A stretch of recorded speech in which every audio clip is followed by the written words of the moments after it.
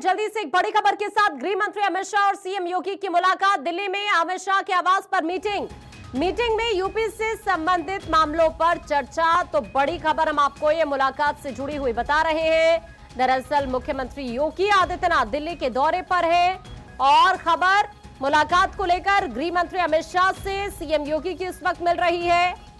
कई अहम विषय हैं इस मीटिंग में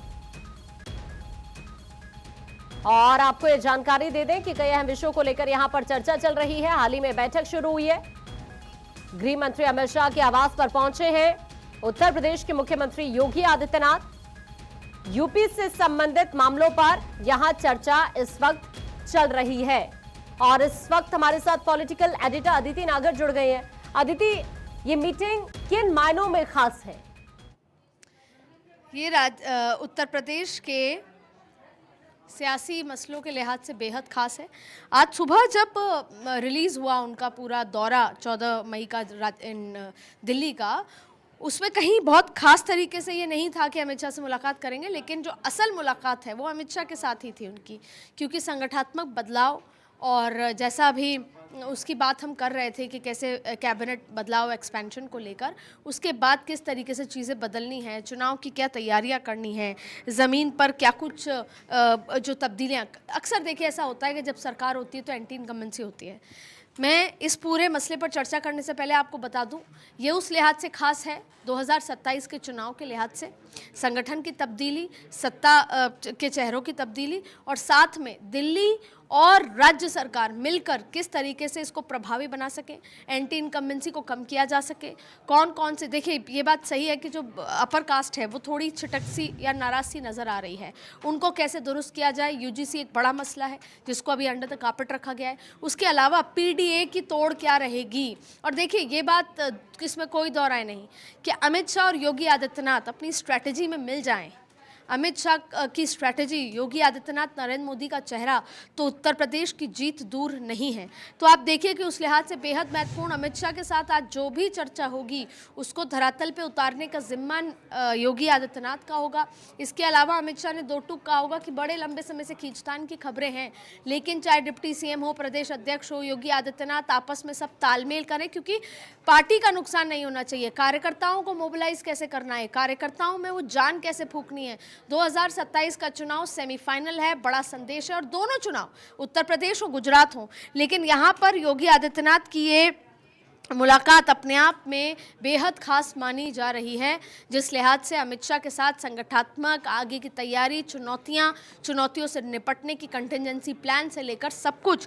तो ये आप मान लीजिए कि इस बैठक के साथ चुनाव का आगाज़ उत्तर प्रदेश में हो चुका है।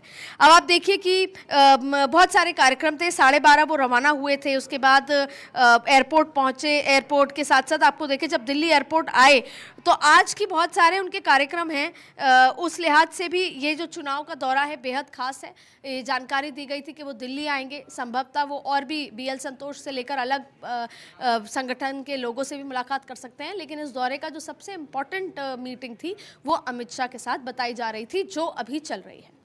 यानी कुल मिलाकर अब चूंकि उत्तर प्रदेश के अंदर विधानसभा चुनाव में भी ज्यादा वक्त नहीं है और लोकसभा चुनाव के परिणाम जिस तरह के रहे हैं, अदिति आपको नहीं लगता कि पार्टी अब फूक फूक कर कदम रख रही है? समाजवादी पार्टी का जो पीडीए फॉर्मूला रहा, जिसकी वजह से हमने देखा कि कई सीट पर उस तरह के परिणाम नहीं आ पाए जैसा शायद बीजेपी ने सोचा था, तो कहीं ना कहीं उसकी काट निकालने के लिए पूरी स्ट्रेटेजी इस बार लग रहा है तैयार की जा रही है।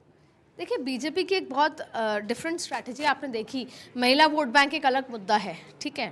पहली बार का जो वोटर है वो एक अलग टारगेट मतलब जिसे बोलते हैं वोटर है, लेकिन एक स्ट्रैटेजी समझिए। महाराष्ट्र में योगी आदित्यनाथ ने कहा बटोगे तो कटोगे, लेकिन इसके इतर जो अलग अलग एससी के जो चेहरे थे उनको पूरे महाराष्ट्र में, खास तौर पे वेस्टर्न महाराष्ट्र उस इलाके में भेजा गया, जिन्होंने करीबन 1000 से ज़्यादा बैठकें की पूरे महाराष्ट्र में और 15-15-15 के समूह में एससी कम्युनिटी के साथ बैठक करी।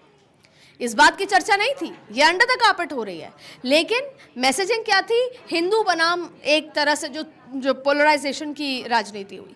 ज़्यादातर राज्यों में आपने देखा, जैसे बंगाल का जिक्र करते हैं, वहाँ पर भी आपने देखा कि हिंदू वर्सेस मुस्लिम देखा, वो पोलराइजेशन भी देखा, उसके चुनाव के उस पर आपने ट्रांजैक्शंस भी देखे। लेकिन ग्राउंड पर है ना, जातियों में भी काम हुआ है। ग्राउंड पर आप देखिए कि जैसे भद्रलोक में के साथ, इंटेलेक्चुअल्स के साथ कई मीटिंग हुई, तो एससी समुदाय के साथ हुई, ओबीसी समुदाय के साथ हुई। तो जो एकजुट करके हिंदू एकजुट आया है वो ऐसे ही नहीं आ गया, उसके अलावा भी अंडर द कार्पेट काम किया है। तो उत्तर प्रदेश में भी जो सबसे बड़ा एक जो तरीका है हिंदुत्व वाला, वो तो होगा ही, जय श्री राम हो गई, लेकिन उसके साथ साथ जो पीडीए की काट है वो अंडर द कार्पेट कैसे करनी है। आपके जितने भी देश भर के एससी समुदाय के नेता होंगे, ओबीसी के नेता होंगे, उनको अलग अलग विधानसभाओं में या जिलेवार भेजा जाएगा और कहा जाएगा कि आपके जिम्मे 1000 में बैठकें करने हैं और आप कैसे करते हैं। और फिर रात के अंधेरे में 15-15 समूह के साथ उस समुदाय के जो सीनियर लोग हैं, जो उस समुदाय का जिम्मा रखने वाले बड़े जो नेता लोग हैं, जनता हैं, उनके साथ बैठक होगी और कहा जाएगा कि कैसे आपका जीवन बदलेंगे सत्ता में आएंगे। तो जाहिर तौर पे पूरी स्ट्रैटेजी की मीटिंग है, क्योंकि पीडीए की कार्ड भी करनी है जो खुले तौर पे नहीं हो सकती। पीडीए की कार्ड तो संगठन के लिहाज से अंडर द कार्पेट ही होगी और नाम होगा हिंदुत्व। तो हिंदुत्व एकजुट होगा, अंदर पीडीए की कार्ड होगी और इस पूरी स्ट्रैटेजी को अंजाम फिलहाल दिया जा रहा होगा कि जमीन पर कैसे काम करना है। बहुत बहुत शुक्रिया अदिति आपका हमारे साथ जुड़ने के लिए, इस पूरे विश्लेषण के लिए।